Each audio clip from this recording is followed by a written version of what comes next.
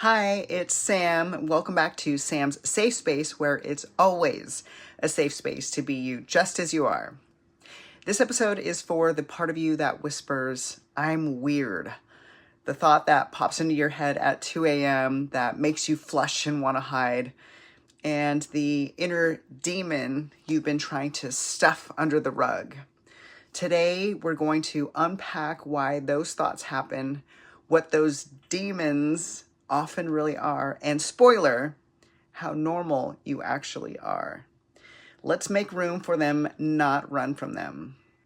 Segment 1, naming the experience. Research shows 90 to 95% of people have intrusive, bizarre, or morbid thoughts.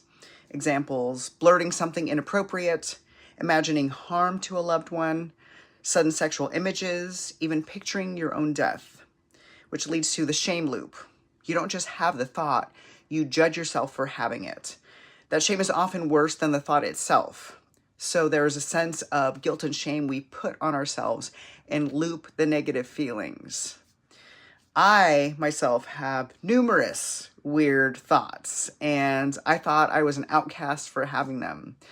I felt convinced I was broken until I learned everyone has them.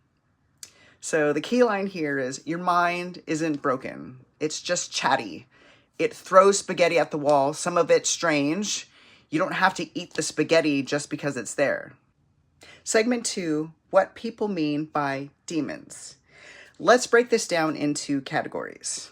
We have intrusive thoughts, like uninvited guests banging on the door, showing up unannounced. We have the younger wounded selves, that 6-year-old who felt abandoned, the teenager who was shamed for being different. Those voices echo in adulthood, and we label them as demons. Or even our belief systems. I'm unlovable. I'll be abandoned. If I fail, I'm worthless. They feel like demons because they attack you from the inside. Or even unprocessed emotions. Rage, grief, despair. If bottled up, they show up as haunting inner critics. Now here's a reframe. What if demons are simply our unacknowledged stories? Wounded parts of us that have been waiting for compassion, not condemnation. Segment 3, the science, kept simple. Our brains are wired for survival, not for perfection. They're like little prediction machines constantly scanning for danger, imagining scenarios, and rehearsing possibilities. And sometimes those predictions get weird. You might be chopping vegetables and suddenly imagine cutting yourself, or driving and imagine crashing. It's jarring, but it's not a prophecy. It's just your brain running what-if simulations, hoping to prepare you for the world. Now, if you grew up in a home that felt unsafe, unpredictable, or filled with criticism, your brain had to become hypervigilant. It learned to prepare for the worst because the worst sometimes happened.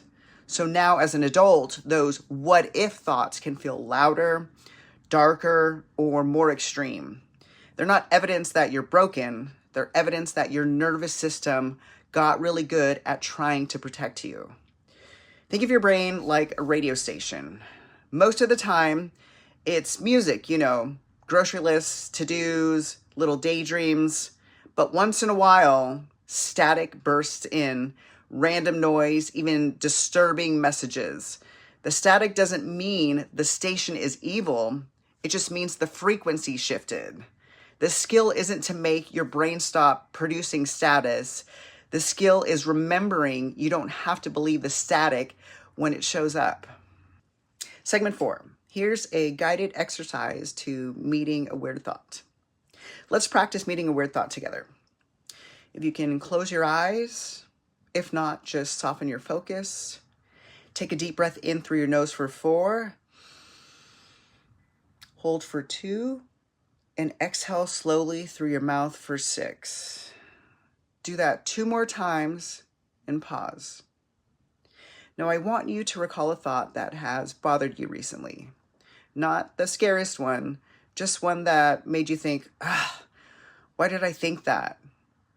Bring it into your awareness gently, like you're holding it at arm's length.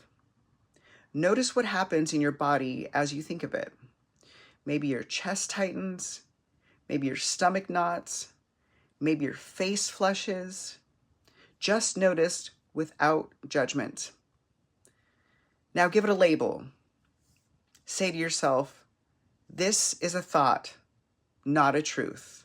Or, this is a scared part of me speaking. When we name a thought, we take away its power to define us.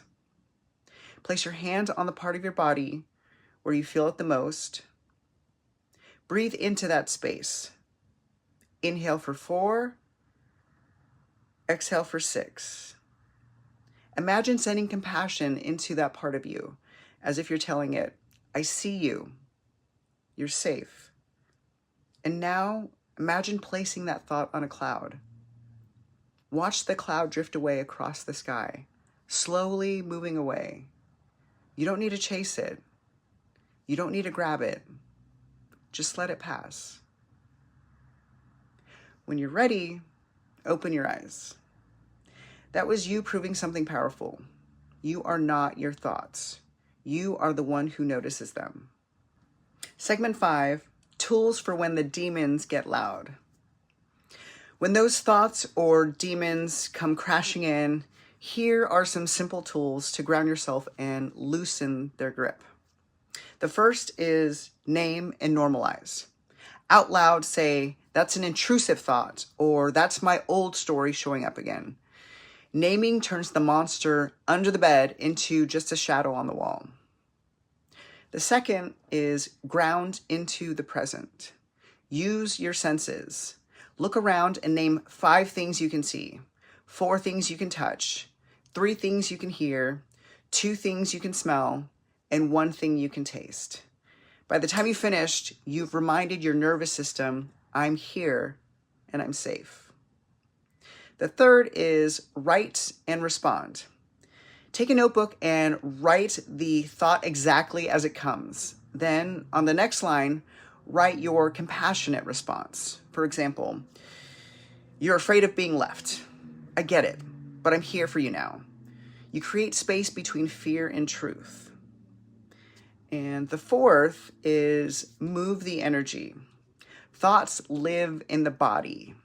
Stand up, shake out your arms, stomp your feet, do 10 squats, go for a walk, splash cold water on your face. Movement discharges the nervous system so the thought doesn't stay stuck. And 5, have a mantra ready. Something simple like, I am safe, or this is just a thought, or I am more than what crosses my mind.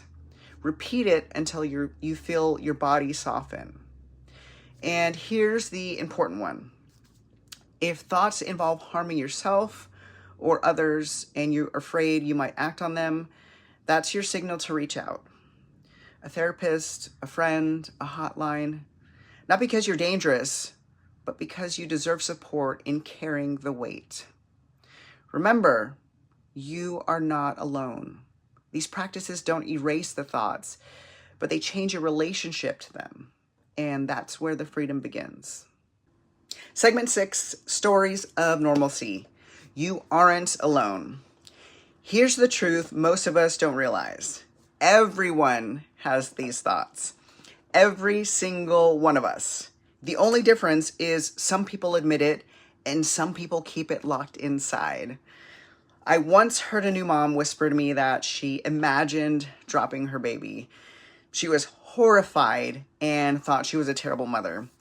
What she didn't know was that almost every parent has had that same intrusive thought at least once. It's not because they want to hurt their child. It's because the brain runs all different types of scenarios, even the scary ones, in an attempt to prepare. Or think about someone standing at the edge of a tall building. The thought flickers, what if I jumped? That doesn't mean they want to die. It's a known phenomenon called the call of the void. And it's surprisingly common. It's just the brain exploring all possibilities.